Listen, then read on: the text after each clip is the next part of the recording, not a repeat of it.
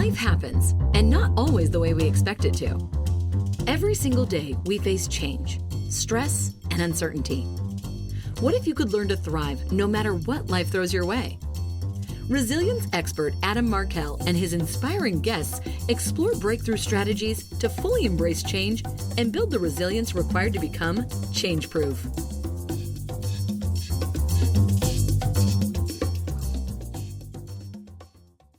Hey, Change-Proof community, Adam Markell here, your guide to embracing change and becoming change-proof. I hope this episode finds you in great spirits and ready for some valuable insights. Before we dive into today's replay, I want to remind you that life is an unpredictable journey, and sometimes the best lessons come from revisiting past conversations. Today's episode is one of those gems, a replay featuring an incredible expert guest that we've had the pleasure of hosting before. As always, thank you for being a part of the Change Proof podcast community. Your commitment to growth and resilience inspires us every day. So without further ado, let's rewind the clock and dive into this incredible replay episode. Get ready to be inspired, motivated, and of course, become even more change-proof. Hey everybody, it's Adam Markell and welcome back to another episode of Change Proof. I today have just a wonderful honor of interviewing somebody that I've known for a couple of years. We got introduced through a mutual friend and I've been admiring his work for many, many years. He's just done a tremendous job as a leader.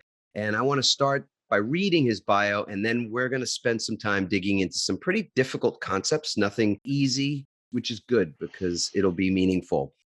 Garry Ridge is the chairman and CEO of WD-40 Company. He joined WD-40 in 1987 and held various leadership positions in the company before being appointed to CEO in 1997. He is also an adjunct professor at the University of San Diego, where he teaches the principles and practices of corporate culture in the Master of Science in Executive Leadership program. He is passionate about learning and empowering organizational culture that he has established at WD-40 for a long while now. In 2009, he co-authored a book with Ken Blanchard outlining his effective leadership techniques titled Helping People Win at Work, a business philosophy called Don't Mark My Paper, Help Me Get an A. I love that. He's also a native of Australia, as you might gather when you hear him speak. Garry, it's just a pleasure, as always, to get together with you. Thanks for being a guest on the show. G'day, Adam. It's absolutely a delight to be here. And I have to,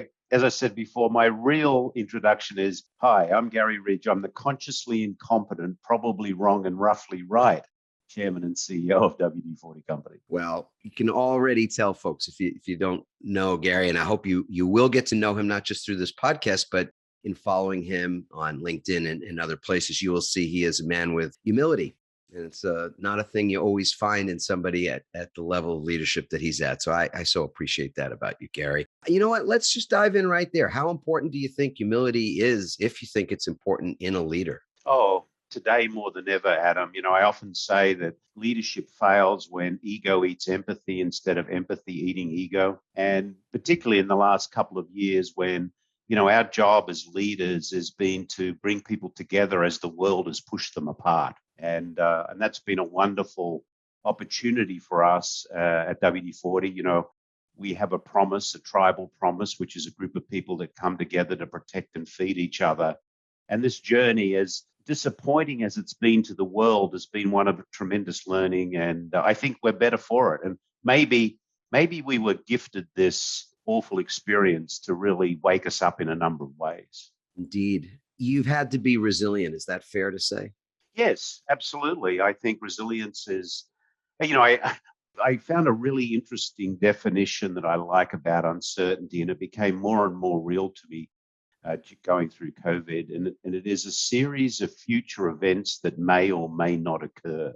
And in fact, most of them don't occur. So I think part of the resilience has been really understanding what it is that we need to focus on during these times, because we could get disrupted very easily. Isn't that the truth? I mean, I think disruption is more the norm than it is the exception. I think it's always been the case, but more these days than ever before. So do you have a personal definition or even a corporate definition for resilience that you can share with us?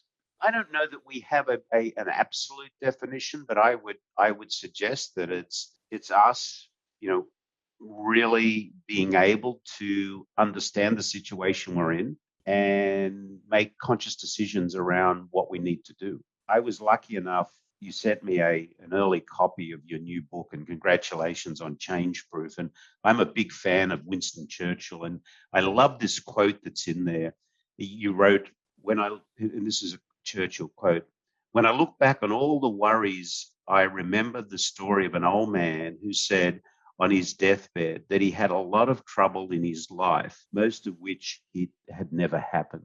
And to me, it's like, well, there's a lot of resilience in thinking about that as well. But I just thought that was a great reflection on, making sure that we get rid of the clutter. We, as you say, you pause, ask, and choose. Worry is, it's so interesting. When you think about resilience, we can define it. We'll define it, of course. And as my experience is, as many people as you ask that question, how do you define it?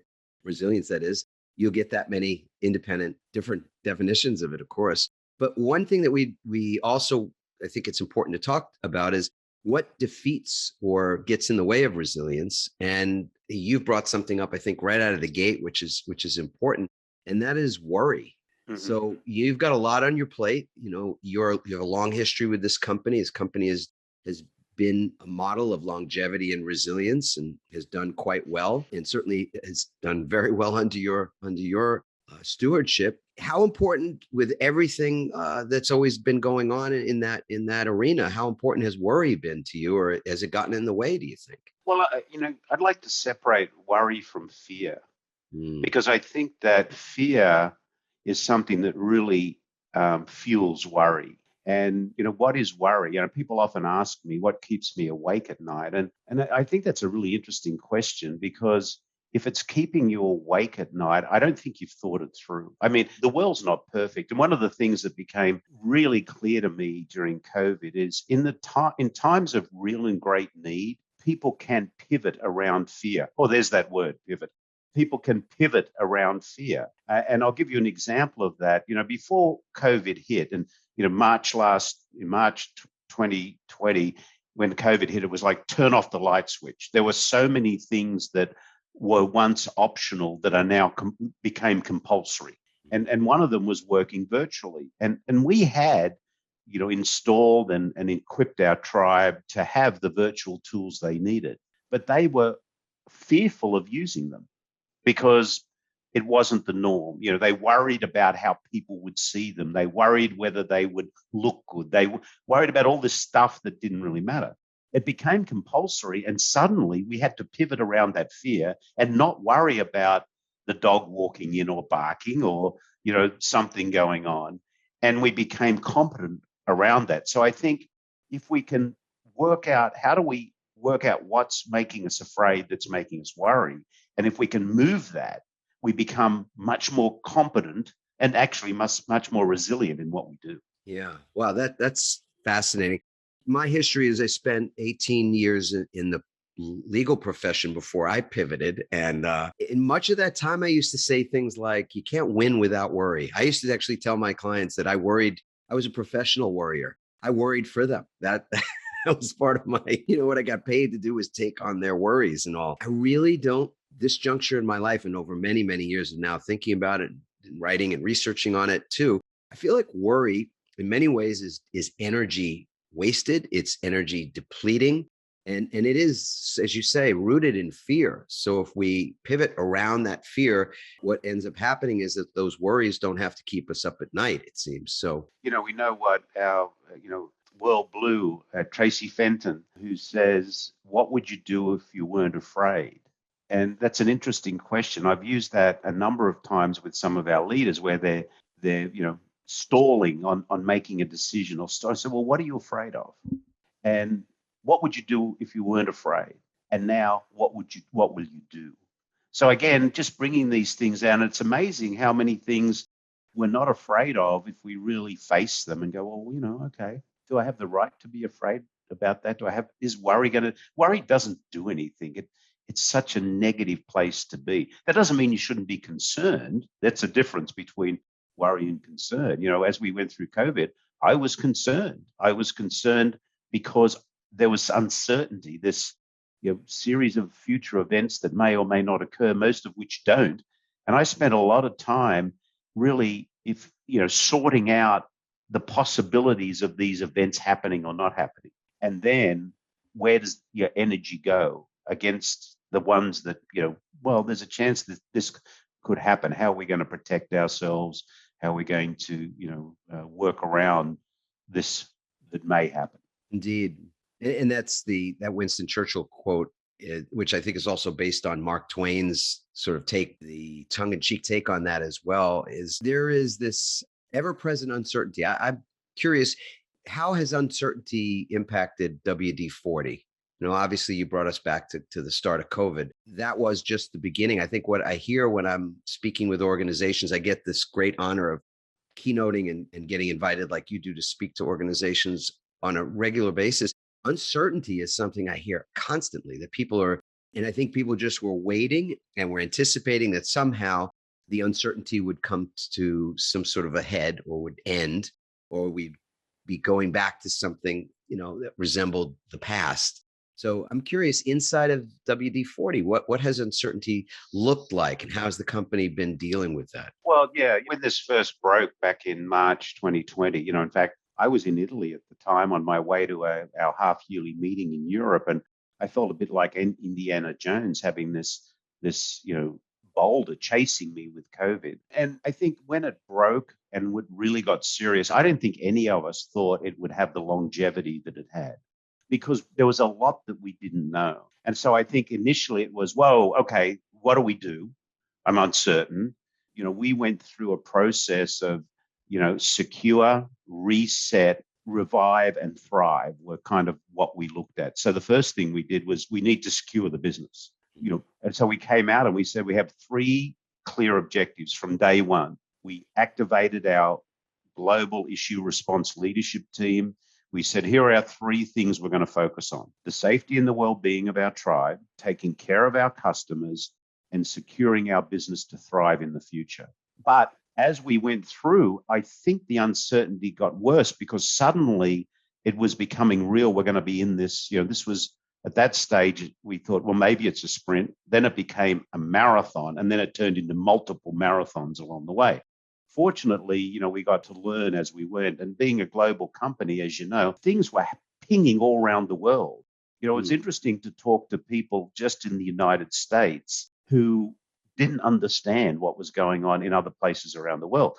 We have a subsidiary in mainland China. It hit there first. So we were seeing what happened. And then as it went through other, geographic locations. So the uncertainty was real. However, I think then we got a little bit comfortable with it and saying, okay, the world's probably not going to come to an end. What do we need to do? How do we need to focus? And that was really and coming back is interesting too, because as we're sort of coming out of this little bit, you can't turn that light switch back on again. It's like a dimmer switch. We've got to turn it up. And actually we turn it back a little bit, because if we turn the switch back on again, people get blindsided. It's like, what's, bright light in my eyes. So it's certainly been a journey. And the other thing is people have been going through their own hero's journey. The person we said, see you Monday morning to back in March 2020 is not the same person we're getting to personally interact with again in October and November of 2021. And as leaders, we have to invest in making sure that we get that little catch up done. So we got to be asking, how are you personally? We kept connected a lot virtually, but we got to keep asking, how are you and what's going on in your life? And, are you okay? I mean, just asking, are you okay? That is such a powerful point that you just brought up, Garry, because in the discussions that I've been having, even with the Marines, I was privileged to deliver a workshop to a group of young Marines, and then in the morning a couple of weeks ago, and then in the afternoon the same day to their senior leaders. The "are you okay" is not culturally sort of a thing in many branches of the U.S. military. And it's becoming the case because they are, as to use your word, more conscious of the long-term and even the short-term impact of stress and of exhaustion and, burnout, dare I say it, in their ranks as well. So I'd love to, and from our standpoint, we look at resilience as the a way to become stronger, as a way to actually leverage even the uncertainty itself as a catalyst for growth, individual growth, organizational growth. And that requires a sort of understanding of what resilience is and what contributes to greater resilience and what actually gets in the way. And one of the things that get in the way in the military is this sort of not feeling permission to speak honestly and transparently about where you are. So for a leader to actually ask the people in the organization, how you doing? And not the gratuitous how you doing, because if you ask somebody on the street, right, how you doing, they're going to say, good, hanging in there, how you doing? And there isn't a depth to that inquiry. So it sounds to me like that's what you did. You were asking your people, Yeah. how are you actually doing in your Yeah. personal life as well as just fulfilling your business role? Yeah. As we've got a very high employee engagement, or what I call the will of the people. And during COVID, there was some research done by the ADP research group that showed that employee engagement globally dropped down to 16%. Ours is 93. So halfway through COVID, we were doing everything we could to ensure that we kept that cultural equity high by a whole lot of fun things that we would do and connecting things that we would do. And halfway through COVID, I said, we need to go out and just a mid-term employee feedback survey and see if we can capture any areas where we're failing our people. Are we not connecting? So we went out and we redid our employee engagement survey. We do it in 7 languages and, across the world, it's confidential. Anyhow, the numbers came back and they were as good as or better than they were before COVID, which we'd just done a survey in March 2020. But one of the numbers that changed that I had to dig into was a question we asked, and it is, I am excited about the company's future. And it came back as 98% of our tribe globally that said they were excited about the company's future. Now, Yeah. Adam, here we were in the middle of COVID, right? There was not signs yet of us being able to, see a new world. So we did a little digging and we wanted to find out why. And what came back very clearly was we are living our tribal promise of a group of people that come together and to protect each other. We feel safe in this environment. And if we can get through this together, we can get through anything together. Yes. And it was like, okay. I thought, my God, I would just hate to be trying to lead an organization through this that entered with a very low employee engagement.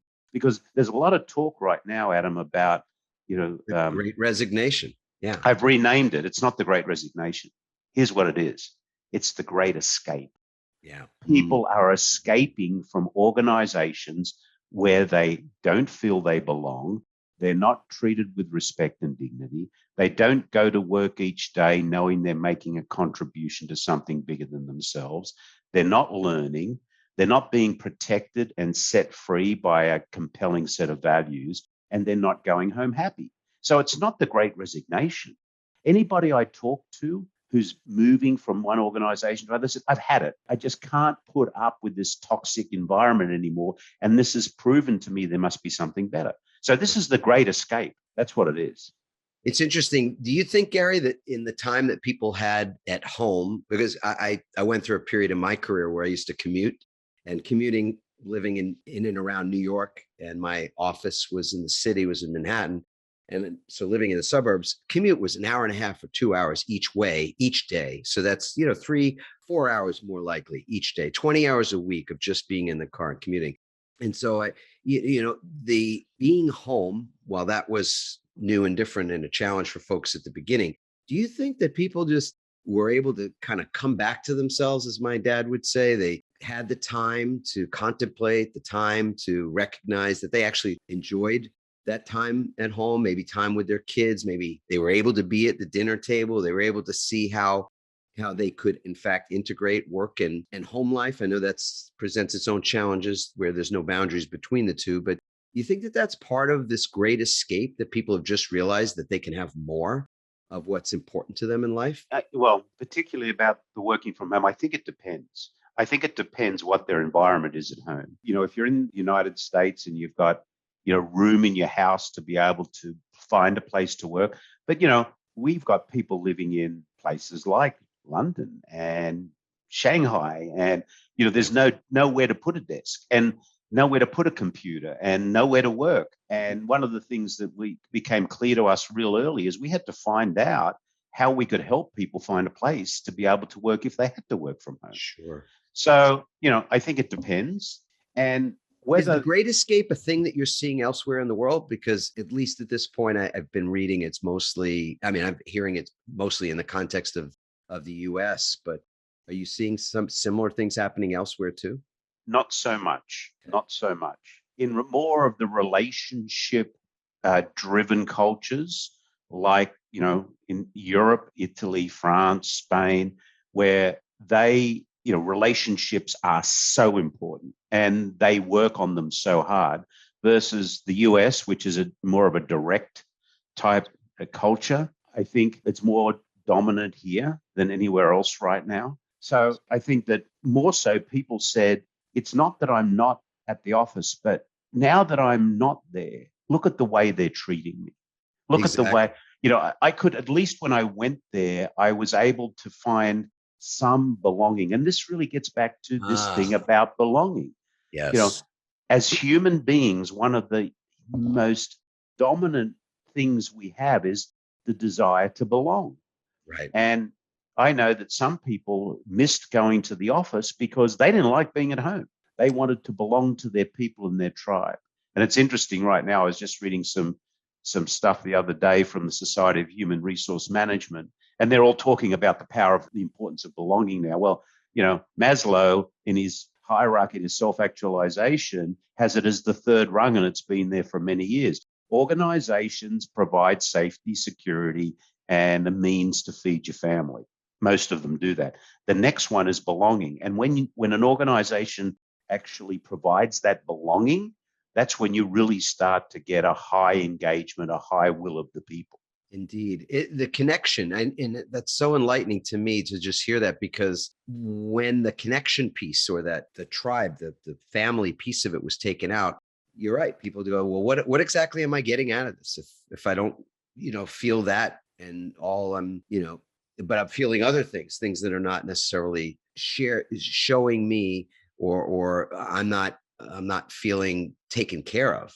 Right. That's Interesting. I've been observing, we just after Labor Day in the US, we opened the teepee. We call out, because we're a tribe, we call it, you've been to visit, you know what it's like. yes. And I said, we are going to make our place as safe or safer than anywhere else you would choose to go.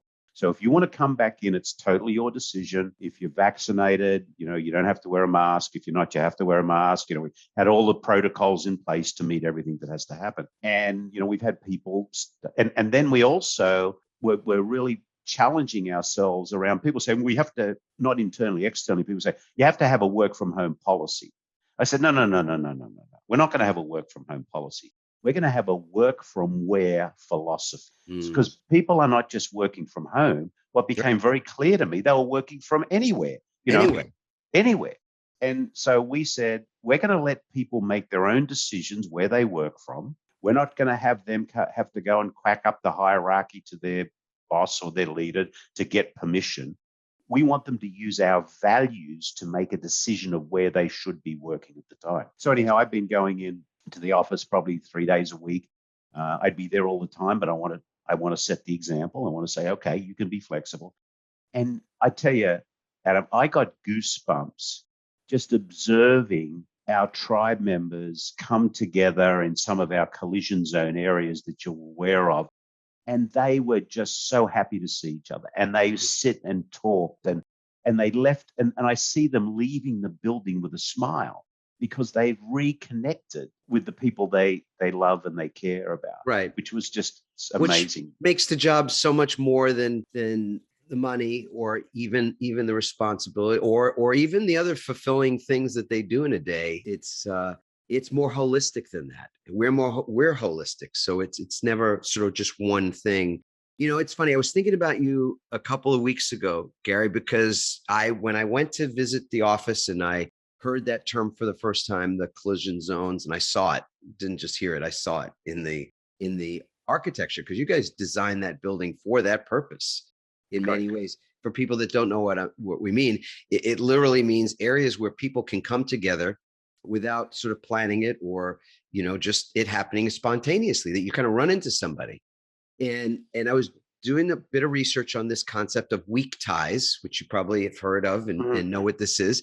This idea that right now that whole water cooler connection has been lost, and where innovation often occurs that you can't plan for. I mean, you can plan in the way that you plan for it, but you can't sort of predict it or measure it in some ways, is that people will run into each other and they don't have strong ties to one another because they don't work in the same department. Somebody from accounting is running into somebody from HR or from operations or what have you, and they collide, not physically, but they're in the same proximity to one another and have a conversation about something.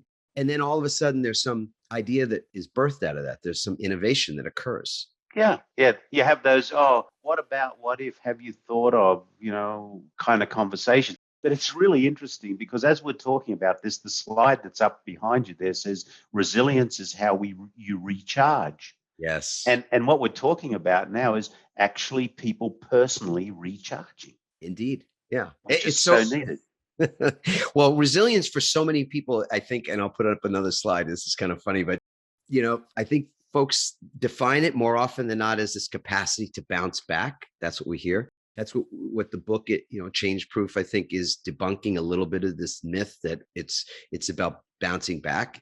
It really is more about the process by which we recharge more than it is the process of endurance or enduring. As you say, if what we're doing is running a single marathon, yeah, we could create the perfect environment for training for that task. But it's not one marathon. It's like saying at the beginning, as you did, that, that there's one disruption, or that this is the greatest disruption that any of us in our personal or professional lives will ever face. I mean, this is a day in the norm. Right. And tomorrow will be this, be another day in a year from now. So, to know that since the race has no end, so to speak, it's one endless, beautiful marathon. What the research is clear on is that to have longevity and performance capacity at high levels over time, we have to have rituals for our reset, the word you used earlier. Yeah. It's so clear the other thing that was really clear to us too is not talking about what we're going to do, but talking about why we are doing it. And I think that was when we were, in having times of rapid sort of changing times during COVID. It's not like this is what we're going to do. It's no, this is why we're doing what we're doing. Does everybody understand the why? You know how much I admire Simon Sinek. It's why, how, what. Yes. So it's not what we're going to do. It's why we're doing it. Now this is how we think we're going to do it, and then asking our teams and tribes, do you think this is the how that we should do, or is there a better way, or what have you learned with this? Which I think is really important. It's interesting when you said that. I'm going to be self-serving here for a moment, but I'm really truly observing this in the moment. I just want to enthusiastically say it out loud. I love Simon's book, and I love that the way he describes those three things. You brought up pause, ask, choose earlier. That comes from Change Proof. It's that concept of what do you do with the pause? You pause is its own reset. In many ways, it's its own benefit to just pause, like before you hit send on an email or you react to something. As a father of four, I can say pausing has held me, in good stead for a long time. But the asking the why, as you pointed out, to pause, to ask why are we doing what we're doing before we choose that next step. I'm just observing the the way those two things Yeah. overlaid They nicely there. do. And as I said, I was fortunate enough. Thank you. You sent me a pre PDF to kind of review. And I love the pause, ask, choose. I mean, that makes so much sense. So many times we don't pause, we rush in. So many times we don't ask, is there a better way? And so many times we don't realize we have a choice. Hmm. And I think it's so powerful. And I can't wait for the book to get out there so others can benefit from it. It's just really exciting. You assessed your, thank you so much. I want to go back to the assessment that you sent out, that survey too. Was there anything in the survey that you noticed that you thought you had some concern about, or you tilted your head and went, that's interesting? Was there anything that came up like that? Did you recall? Yeah, the other thing that I thought was really interesting was that we have one question that talks about communication between our coaches and our tribe members. And again, it was a pleasing thing because I thought that being virtual, that opportunity of communication in its intensity may have dropped, but it actually went up. Mm. And I think for two reasons. I can't prove this. This is just Ridgeonian theory right now. But I think the receivers were more tuned in than ever before. I mean, the people that we wanted, our tribe, were more tuned in. I sometimes think about communication as here's a radio station that's sending out a signal, and here's a receiver that's receiving it. And there's a lot of interference in the middle. And if you don't have the radio finely tuned, you won't get the clarity of the message. And I think during this time, people were more tuned in to receiving the messages that we were sending because there was so much going on that was uncertain that they had a deeper interest in, like in any change, the first two things people think about are personal concerns and information concerns. So how is this personally going to affect me? And what Yes. information do I need to give me a sense of security? And I think they were more tuned in than ever before. For sure. And there's no question that certainly in times of uncertainty or change, people feel stressed. And we know that to be able to think, quote, outside the box or just be strategic in your thinking is never the strategy, or thinking strategically and reacting out of stress are things that are almost mutually exclusive. So, I'd love to find out more about how you're approaching that check-in phase, or what it is that you are recommending for people inside the company for their dealing with that stress, dealing with this ever-present. I mean, it seems like the company is faring, if I say it, better than a lot of companies. I mean, we've presented for the likes of Home Depot on one side and a company called Vogue Tire. It's been around for 107 years, based in Chicago on the other. So small but successful company, very large, successful enterprise. And yet, and everything in between, the SAPs, the Equitables, whoever it is, everybody seems to be exhausted. And when asked, often the exhaustion is bordering on burnout in some places. It's not because the company is struggling. Most of these companies are doing better than they've ever done before. Kraft Foods. I mean, I have a friend that's been working there forever. More people buying food than there's ever been. I mean, so the numbers are great. Companies are doing phenomenally well. And yet I kind of liken it in some ways to like in Formula One racing, where, you cannot drive one of those high performance cars quickly, fast, win a race on bald tires. And so there's this element of maybe there's some folks that are feeling like their tires are getting bald in the process of keeping up with, the supply chain issues and other changes and other disruptions and things that are there. So is there some intentional work that you're considering or already engaged in to help people in the company be more resilient mentally, emotionally, physically, even spiritually? And by that, I mean just, more in terms of their alignment between, what's really important, their values and what they do at work as well. Is there something like that that's kind of an initiative within the company already? Well, as you know, Adam, when we talk about the spiritual and emotional, that's been a big part of us going in. So I think a lot of companies, as I said earlier, if they went in with low employee engagement, which really means that there are no values protecting them, they're not having a feeling of belonging, they don't have ball tires, they got no tires, they're running on rims. They're running on rims. They're running on rims. But on the other side of it, we've through the whole year done a lot of work around ensuring people and setting the example with people to say, okay, let's prioritize. We can't do it all. So what's important, what's less important? And then really saying, take your time off.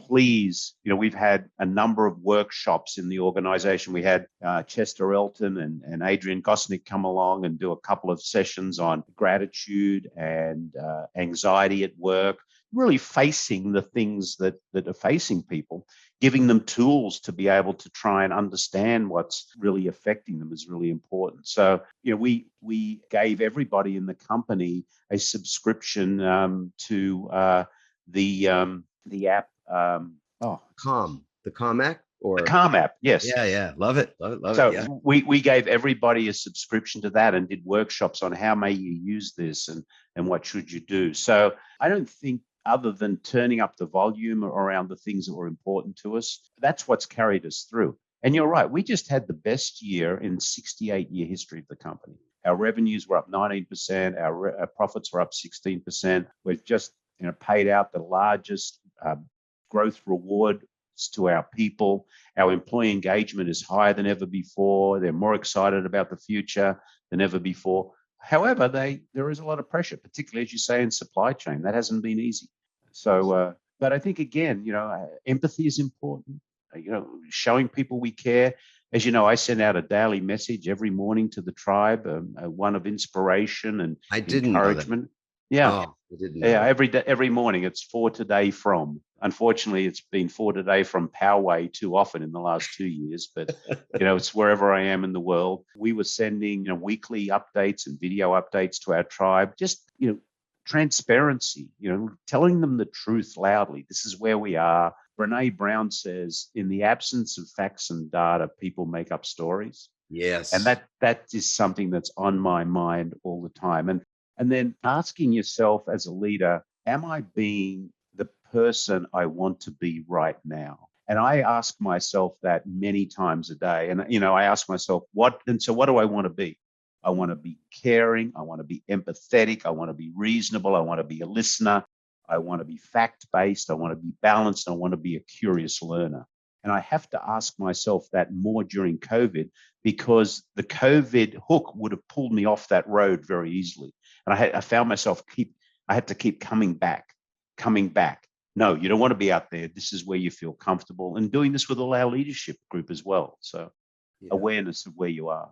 I think that's a bit of the way you're baked, if I might say that too, because you're a teacher, you're an adjunct professor, and it feels to me like you are more bought into the value of constant, never-ending improvement, of learning, of individual development, personal development, as well as business development, than maybe some folks are. Are you still teaching your class now virtually? Yeah. Well, no, we actually we taught it in person just a month or two ago. One of the first things we did in our teepee, we held the class at the teepee. So, but the year before we did it virtually, which was another wonderful experience. We had to, with my co-teacher, Dr. Janice Thompson, we had to take our syllabus and turn it into a virtual program, which was a great learning experience. I tell you, I was pretty scared.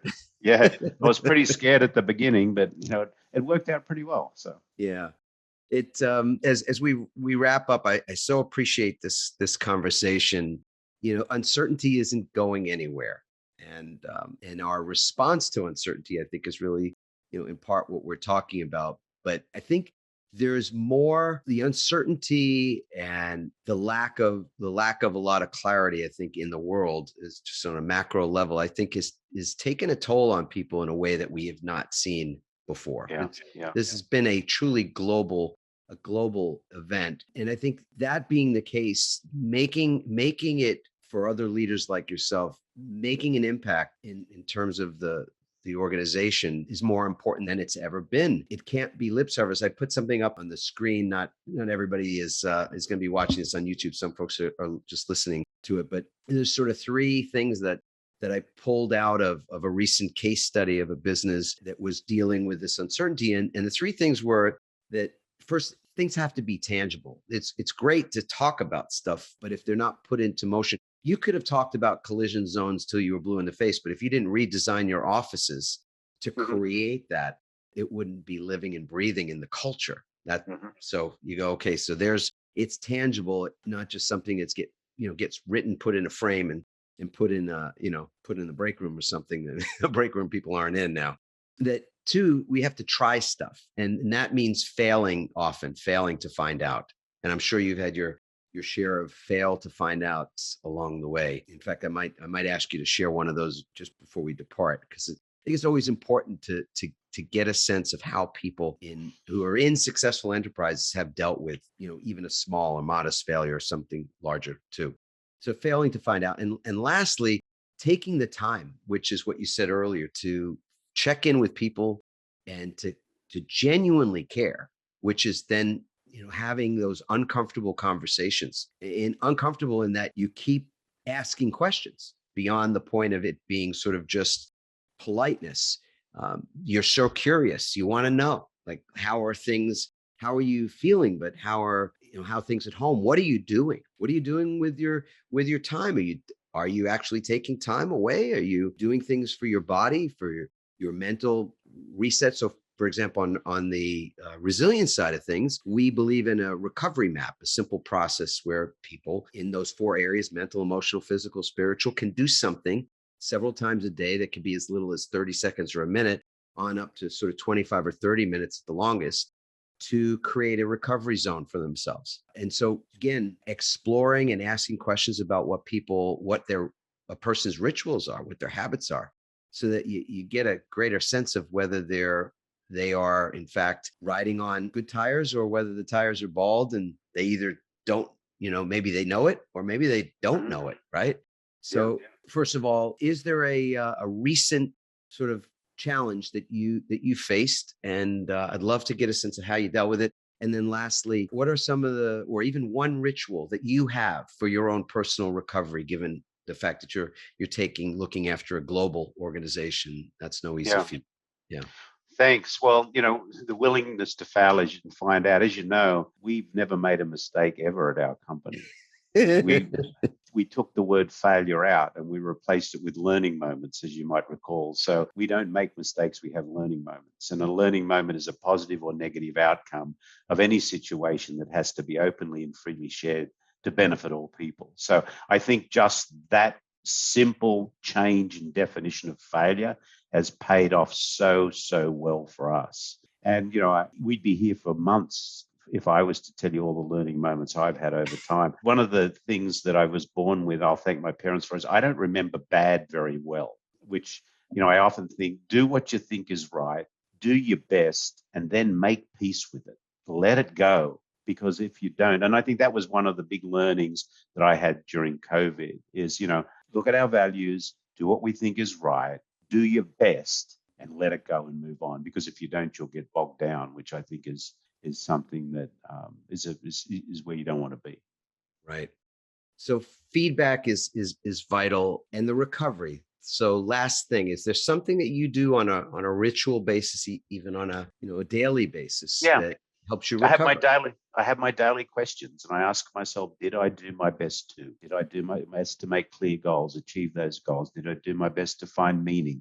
Did I do my best to walk my 10,000 steps? Did I do my best to listen? Did I do my best to reach out to family? Did I do my best? So I ask myself these questions, not whatever, but did I do my best to? And I grade myself, yes or no. And if I didn't, then, then I need to refocus again. So I love the daily questions. Yeah. They are, I have a code of conduct that resembles that in a different way. It seems like we all have very similar things that are in this, a signpost for how you're doing in a particular day. Yeah. So that you can, again, take the feedback and pivot, recalibrate as needed. Well, because the world will rip us out if we let it. Mm. it will absolutely rip us out. We've got to recenter ourselves. So And everyone is well with you and your family? All yes, is I well? just became a granddad again. My daughter in Australia had a little baby girl, and I haven't seen her yet. But I tell you what, I'll be on an aircraft on December 15th flying south to meet my new granddaughter.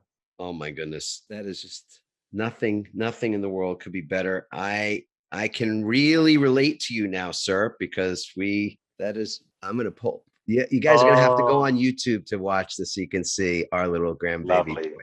What's her Yeah. name? Boy? Yeah. It's Nakoa. Oh, Nakoa wow. Lu, named after my late father-in-law, and Koa, which in Hawaiian translates to brave one. And Beautiful. so it is beautiful. It's good to one You won't be able to copy. see this, but I got to show you mine as well. Gorgeous. Oh, I love Yeah, that dress. My God. that's my little granddaughter. That's She's Chloe. Oh, it's so beautiful. Yeah. Gary, nothing could be better, right? Really. It's been a blessing to have you on the show. I want to just say publicly, your support for the book Change Proof is so appreciated. And again, I know how much you got going on in your world. So to take time to read, but I know you're also a lifelong learner. So I hope the book also provided some insights for you. That would be my highest hope. And again, thank you for being on the show today. I love the pause, ask, choose. So I'm looking forward to getting my real copy. I'm looking forward to it too. All right. It's been a pleasure. And as always, we welcome your comments. You can go to adammarkel.com/podcast to leave a comment. And again, have a blessed day. I hope wherever you are and whatever you're doing in this moment, that you love your life, every bit of it, all of it, no matter what. That I think is the key. So I'm grateful in this moment as well. Ciao for now, everyone. Thanks for listening. We hope you now have even more tools and greater insights to build resilience and become change-proof. Remember to leave a review on Apple Podcasts, and you may be featured in an upcoming episode. For more resilience tips and strategies, including support for building change-proof teams, visit adammarkel.com. To get your own free resilience assessment, go to rankmyresilience.com.